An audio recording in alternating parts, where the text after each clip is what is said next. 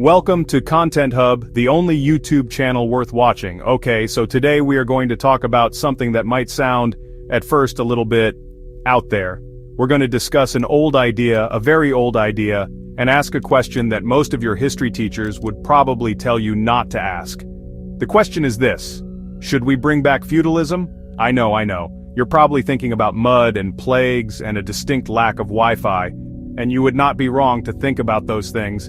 But here at Content Hub, we like to look at big ideas from strange new angles, so stick with me.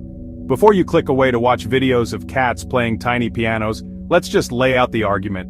Modern life is complicated. It's fast, it's often lonely, and the rules seem to change every single day. We are more connected than ever before through the internet, yet many people report feeling more isolated than ever. We have endless choices, from what to eat for breakfast to what career we should pursue for the next 40 years, and this sheer volume of choice can be overwhelming, even paralyzing. So what if there was a simpler way? A system where everyone knew their place, their purpose, and their community.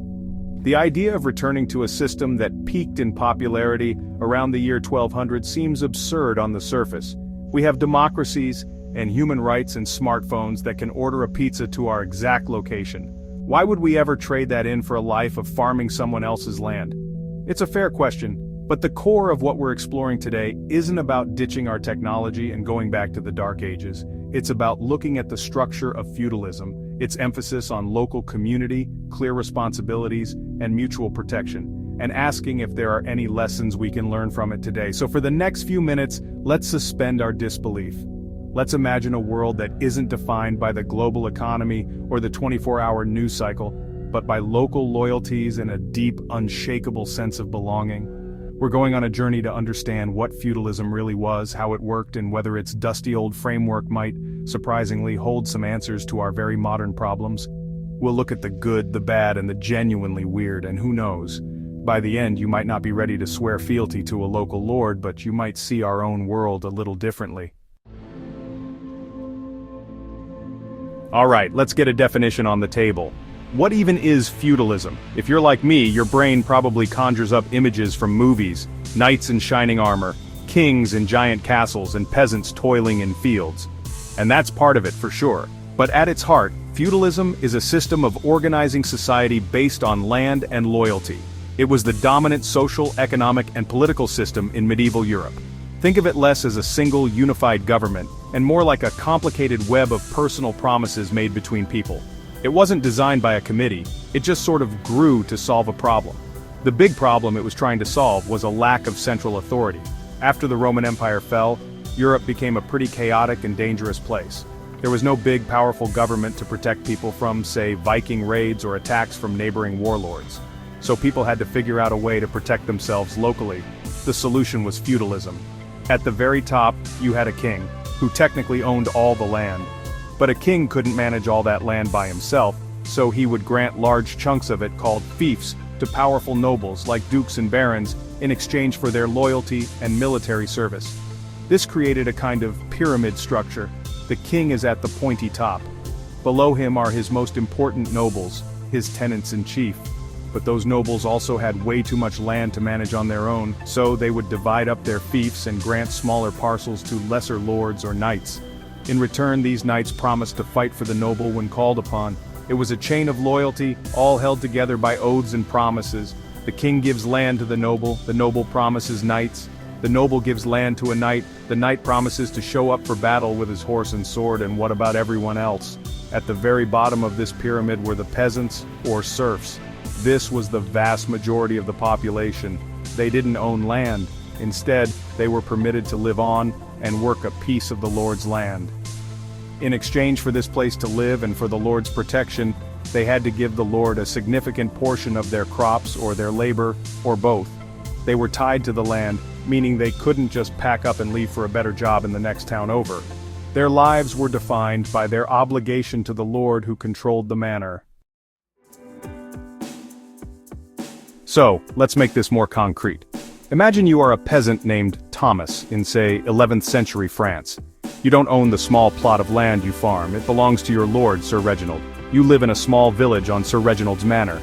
Your life follows the seasons. You plow the fields in the spring, harvest the crops in the fall, and hope you have enough food stored to survive the winter. You owe Sir Reginald several days of labor each week working directly on his personal fields, and you also have to give him a share of the grain you grow on your own little strip of land. Life for Thomas is hard, no doubt about it. His diet is pretty monotonous, mostly bread, porridge, and whatever vegetables he can grow. Meat is a rare luxury. But Thomas also has something that many people today crave: security. He doesn't worry about being laid off from his job or being evicted from his home because the landlord decided to sell the building. As long as he fulfills his duties, he has a place to live and work. And when a rival lord or a band of raiders threatens the village, Sir Reginald and his soldiers are obligated to protect Thomas and his family. It's a tough trade, but it's a clear one. Now let's climb the ladder and look at Sir Reginald. He is a knight, a vassal to a more powerful noble, the Duke of Chartres. Sir Reginald was granted his manor by the Duke in exchange for a promise of military service. This means that a few times a year he has to put on his heavy armor, grab his sword and shield, and join the Duke's army for a campaign. He might be fighting against the king's enemies, or even against another one of the Duke's unruly vassals. Sir Reginald's life is more comfortable than Thomas's, but it's also more dangerous. His primary job is to be ready to fight and potentially die for his lord. And at the top, we have the Duke of Chartres. He controls a vast territory made up of many manors, like the one Sir Reginald runs. The Duke has sworn an oath of fealty directly to the King of France. In exchange for his lands and titles, he promises to provide the king with a certain number of knights, like Sir Reginald, for the royal army. The Duke's main concerns are political. He has to manage his own vassals, make sure they remain loyal, collect the resources he needs, and navigate the complex and often treacherous world of high-level medieval politics. His power is based entirely on his ability to command the loyalty of the men below him. Comparing a feudal society to our modern one is like comparing a bicycle to a spaceship. They are both forms of transport, but they operate on completely different principles. In the feudal world, your life was largely determined at birth. If you were born a peasant, you would almost certainly die a peasant. Your job, your home, and your social status were fixed. There was very little social mobility. This sounds incredibly restrictive to us, and it was. The idea of pulling yourself up by your bootstraps would have been completely alien to Thomas the peasant. He didn't even own boots. In our modern world, at least in theory, we value freedom and choice above almost all else. We can choose where to live, what job to pursue, who to marry, and what to believe. This freedom is amazing, but it also comes with a kind of pressure that Sir Reginald never had to deal with. We are constantly told that we can be anything we want to be, which can lead to a great deal of anxiety if we feel like we aren't living up to our potential. The burden of creating our own path in life, of defining our own identity from a nearly infinite list of options, rests entirely on our individual shoulders. The concept of community was also fundamentally different. In a feudal manner, your community was your entire world. You knew everyone in your village, and you were all bound together by shared work and mutual dependency. You celebrated harvests together, you weathered famines together, and you huddled in the castle together when danger approached. This created an intense, if sometimes suffocating, sense of belonging.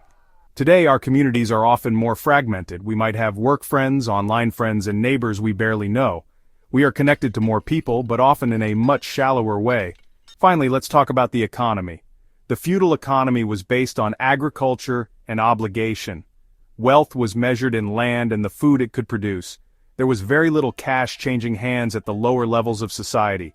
Today we live in a global, capitalist economy driven by money, consumption, and growth. Our livelihoods are often tied to abstract forces far beyond our control. The stock market, international trade agreements, the price of oil. Thomas worried about a bad harvest. We worry about inflation or a recession in a country on the other side of the world.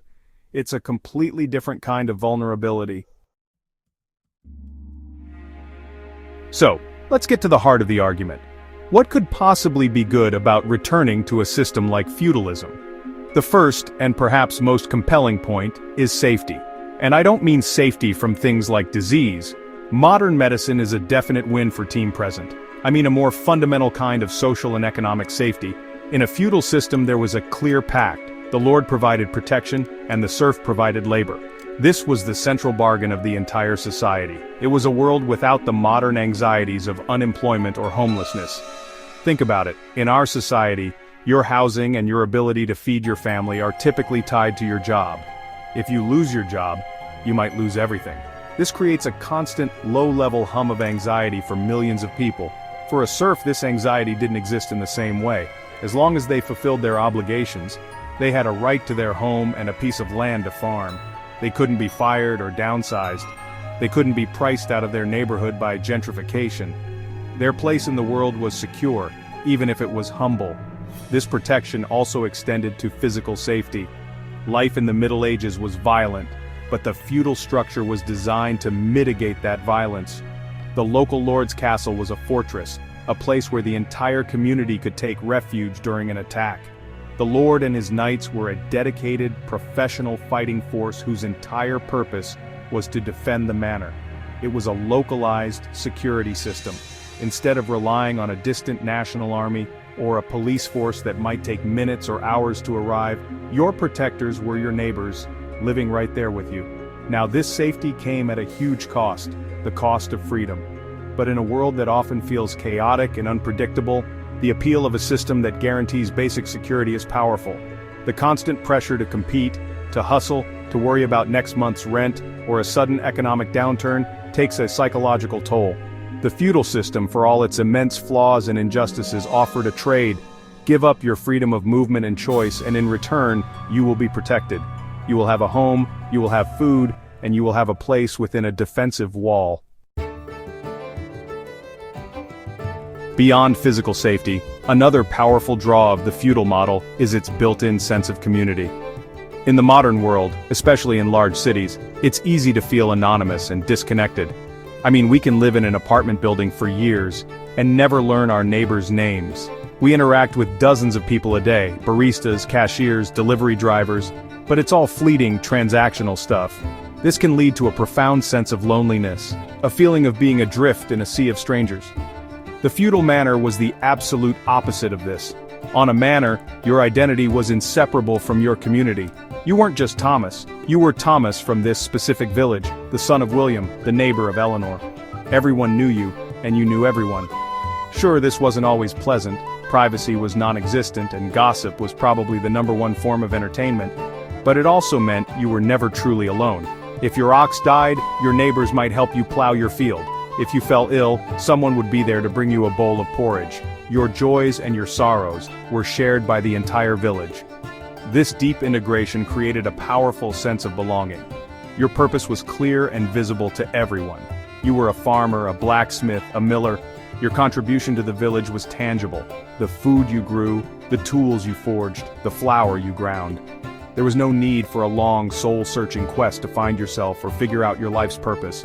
Your purpose was right in front of you, woven into the fabric of your community's survival. This clarity, this lack of existential dread, has a certain appeal when viewed from our complex modern lives. Of course, this came with a rigid hierarchy. The Lord was not your friend or your equal, but even this hierarchy provided a sense of order. Everyone knew their role and their responsibilities to others. The Lord had a duty to protect, the priest had a duty to pray, and the peasant had a duty to work. These interlocking obligations created a society where, in theory, everyone was contributing to the whole. It was a small, self-contained world where you had a place, a function, and a community that depended on you just as you depended on it. Another aspect of the feudal system that might seem appealing today is its simplicity and clarity. The rules of life were, for the most part, straightforward and unchanging. You knew who was in charge, the lord of the manor. You knew what you owed him, a certain amount of labor and a portion of your harvest. You knew what he owed you, protection and the right to use the land. These rules were not written in complicated legal documents. They were understood through tradition and custom, passed down from generation to generation. Contrast this with our world, which is governed by millions of laws, regulations, contracts, and unspoken social rules that are constantly shifting. We have to navigate complex tax codes, opaque terms of service for every app we use, and ever-changing workplace policies. The legal and social landscape is so complex that we often need to hire experts, lawyers, accountants, therapists, just to understand how to navigate it. This complexity can be exhausting and can create a sense that the system is rigged against ordinary people who don't have the time or resources to understand it all. In the feudal world, justice, for better or worse, was swift and local.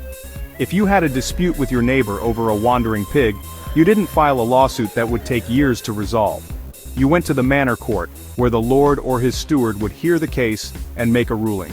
The judgment was final and easy to understand. While this system was certainly not impartial and heavily favored the powerful, it offered a degree of predictability and finality that is often missing from our own, more bureaucratic systems of justice. This clarity extended to one's life path. There was no agonizing over which college to attend or what career to choose. The path was laid out for you. A blacksmith's son would become a blacksmith. A peasant's daughter would marry a peasant. This lack of choice is abhorrent to our modern sensibilities, and rightly so. But we should at least acknowledge the psychological comfort that can come from having a clear, predetermined path. The anxiety of infinite possibility was replaced by the certainty of a defined role, for better and for worse. Now, it is critically important to pump the brakes here. We've been talking about the potential upsides of a feudal-like system from a modern perspective, but we absolutely must acknowledge that it was, for most people, a brutal and oppressive way to live. The entire structure was built on massive, baked-in inequality. The lord and the peasant were not partners in a fair deal. The lord lived in relative luxury, while the peasant lived a life of back-breaking labor and poverty, always teetering on the edge of starvation. There was no equality of opportunity. The lack of freedom was not a small detail. It was the defining feature of life for the majority. A serf was not free. They were bound to the land. They could not leave the manor without the lord's permission. They could not marry someone from another village without the lord's permission. In many cases, they even had to get the lord's permission to have their grain ground into flour at the lord's mill, for which they had to pay a fee. This was not a system of cozy community. It was a system of economic and personal control, enforced by the threat of violence. Furthermore, while the lord offered protection, he was also the source of much of the danger. The very knights who were supposed to defend the peasants could also be their oppressors. And the constant warfare between lords was devastating for the common people whose fields were trampled and villages were burned. Your safety was entirely dependent on the whims and the military success of your particular lord. If your lord was weak, or cruel, or just unlucky in battle, you suffered the consequences. There was no higher authority to appeal to. And let's not forget the complete absence of rights as we understand them. There was no freedom of speech, no freedom of religion, not really, and no concept of the individual as having inherent worth outside of their social function. The system was designed to maintain stability and preserve the power of the ruling class, not to foster human flourishing or individual happiness. Any attempt to romanticize feudalism must crash against the hard reality that it was a system designed to keep the vast majority of people powerless, poor, and in their place for their entire lives.